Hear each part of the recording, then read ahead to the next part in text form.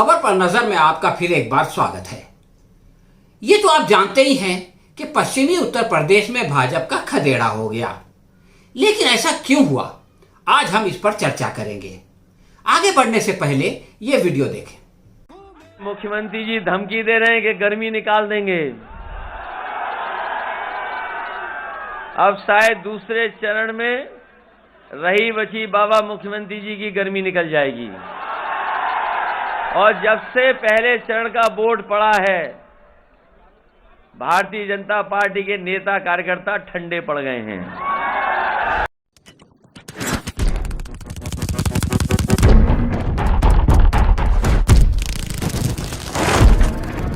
दोस्तों, इससे पहले हमने आपको मोदी और योगी की वीडियोस दिखाई थी, मगर इस बार आपने अखिलेश यादव को देखा।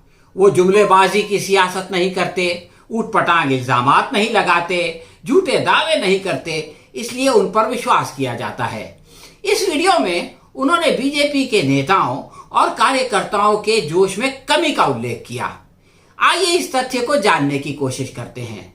आप कहेंगे कि अभी तक तो चुनाव नतीजे नहीं आए, अभी से जो है वो आप ये सब कैसे जानने लगे। तो दोस्तों, जोश जानने के लिए चुनाव के नतीजों की जरूरत नहीं है, बल्कि पोलिंग प्रतिशत जान लेना काफी है। पहले चरण में जहां पर चुनाव हुआ, यानी उत्तर प्रदेश के ये जिले जो आप इस नक्शे में देख रहे हैं, इसमें पिछली बार यानी 2017 में 64.56% वोटिंग हुई थी, लेकिन 5 साल बाद 2022 में 60.17% पोलिंग हुई है। तो इससे साफ जाहिर है कि 3.39% लोगों ने वोट नहीं दिया। यानी जो अखिलेश यादव कह रहे हैं कि जोश कम हुआ है, ये बात तो इन आंकड़ों से साफ दिखाई देती है। लेकिन उन्होंने सिर्फ ये नहीं कहा कि मतदाताओं का जो है वो जोश कम हुआ है, बल्कि उन्होंने ये कहा कि बीजेपी नेताओं और कार्यकर्ताओं का जोश कम हुआ है। तो आइए देखते हैं कि इस इलाके में जो है वो कहां पर मुसलमानों की जनसंख्या का प्रतिशत कितना है, और ये देखते हैं कि उन क्षेत्रों में कितने प्रतिशत पोलिंग हुई है। इसी प्रकार वो जिले जहां पर के मुसलमानों का वोट प्रतिशत कम है, वहां पर पोलिंग का क्या हाल है। इससे अंदाजा होगा कि मुसलमानों का जोश कम हुआ है या नहीं हुआ है। और अगर मुसलमानों का जोश कम नहीं हुआ, उसके बावजूद औसत पोलिंग कम हो गई, इसका मतलब यह है कि कहीं ना कहीं जो है वो बीजेपी के मतदाताओं का या बीजेपी के नेताओं का जो है वो जोश कम हुआ है। अब आप देखें कि ये जो 4 जिले हैं बिल्कुल पश्चिम में, गाजियाबाद, गौतम बुद्ध नगर यानी नोएडा, अलीगढ़ और आगरा, इन चारों में हम ये देखते हैं कि 2017 की तुलना में पोलिंग कम हुई है। और यहां पर आप अगर मुसलमानों का प्रतिशत देखें तो गाजियाबाद में ये 25 है, लेकिन नोएडा में वो घटकर 13 हो जाता है, अलीगढ़ में 20 है, लेकिन आगरा में वो घटकर 9 हो जाता है।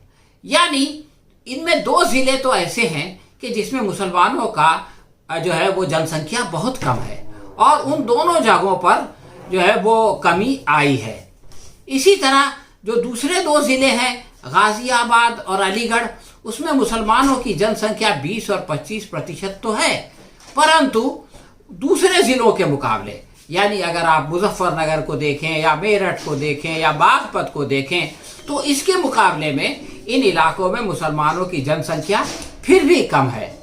तो ये बात दिखाई देती है कि अगर हम आगरा से मथुरा की तरफ जाएं, तो मथुरा में भी मुसलमानों का प्रतिशत कम है, 9% हैं, लेकिन वहां पर वोट प्रतिशत बढ़ा। लेकिन बुलंदशहर में आप ये देखें कि मुसलमानों की आबादी 22% है, तो वहां पर भी बढ़ा। मेरठ में 34% है, तो वहां भी बढ़ा, यानी मेरठ के साथ हापुड़ का इलाका भी ले लें। मुजफ्फरनगर और शामली को देखें तो वहां पर मुसलमानों का मत प्रतिशत जो है, मुसलमानों की आबादी का प्रतिशत 41 है, और वहां भी जो है वो बढ़ा। और बागपत में भी मुसलमानों की काफ़ी संख्या है 28%, और वहाँ पर भी बढ़ा। तो एक ट्रेंड तो साफ दिखाई देता है कि जहाँ पर मुसलमानों की आबादी ज़्यादा है वहाँ पर वोट प्रतिशत बढ़ा है। अब आप ये देखें कि कितना वोटिंग हुई, यानी आप अगर सबसे कम वोटिंग को देखें तो वो गाज़ियाबाद में हुई है। गाज़ियाबाद में 52% पोलिंग हुई और वहाँ पर मुसलमान जो है वो 25% हैं।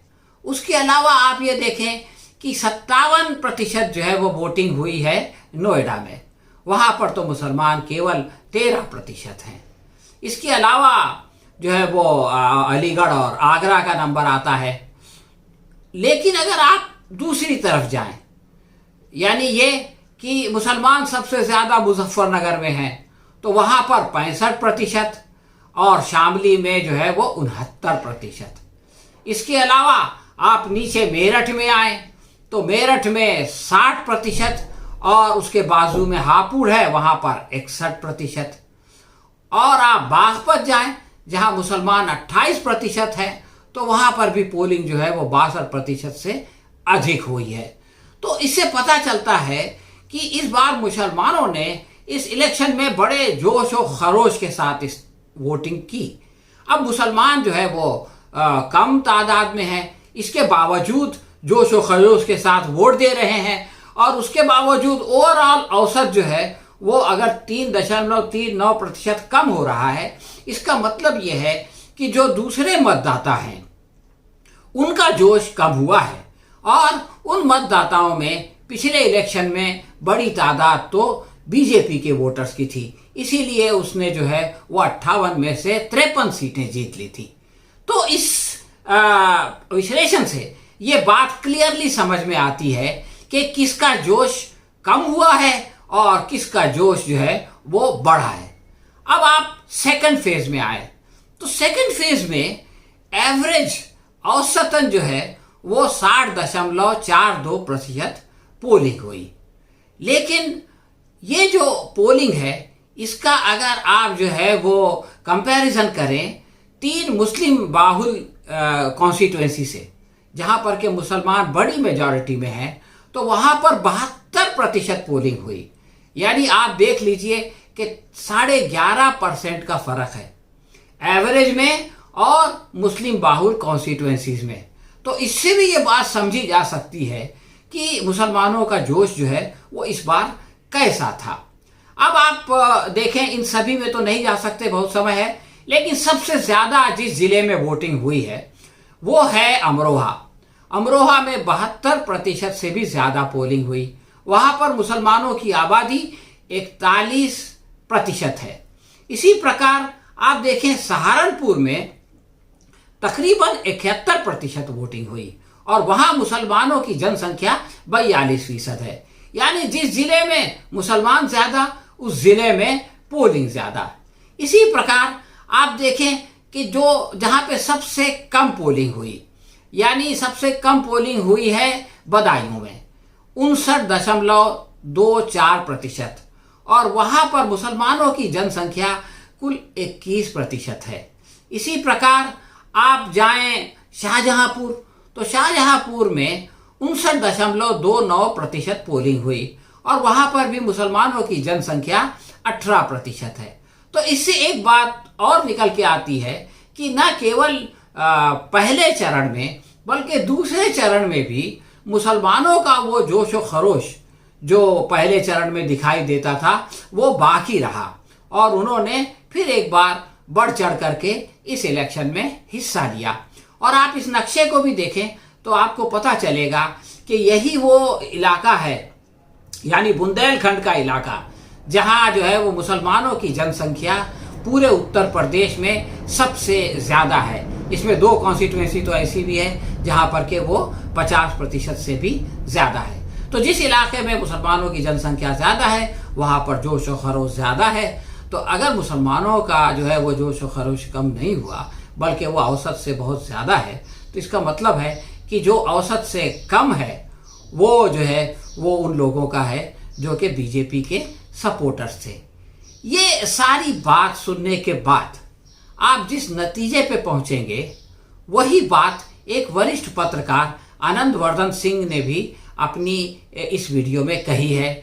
और आप देखें कि आनंद वर्धन सिंह जो है वो इस वीडियो में मुसलमानों के पोलिंग के बारे में क्या कहते हैं। लेकिन आज जब मौके की बात आई है तो उस मौके पे मुसलमान ने अपने सेकुलर क्रेडेंशियल्स को ज्यादा भली भांति दिखाया है बनस्पत। जैसे मैं इसलिए बार बार ये कहता हूं कि ये हमारी जिम्मेदारी है कि हम अपने हिंदू वोट को, जो हिंदू में जो गड़बड़ी हो रही है उसको हम ठीक करें। वोट की बात नहीं कर रहे हैं, जो जनरल धर्म के बारे को लेकर गलतफहमी फैलाई जा रही है वो हमारी जिम्मेदारी। मुसलमानों ने अपनी जिम्मेदारी बखूबी निभाई। हाँ तो दोस्तों, ये थी हमारी आज की समीक्षा। आपको कैसी लगी हमें कमेंट बॉक्स में लिखकर बताएं। अगर पसंद आई हो तो इसे अपने दोस्तों में लाइक या करें और शेयर करें। हम बहुत जल्द किसी नए विषय के साथ आपकी सेवा में फिर हाजिर होंगे। तब तक के लिए आज्ञा दीजिए। धन्यवाद।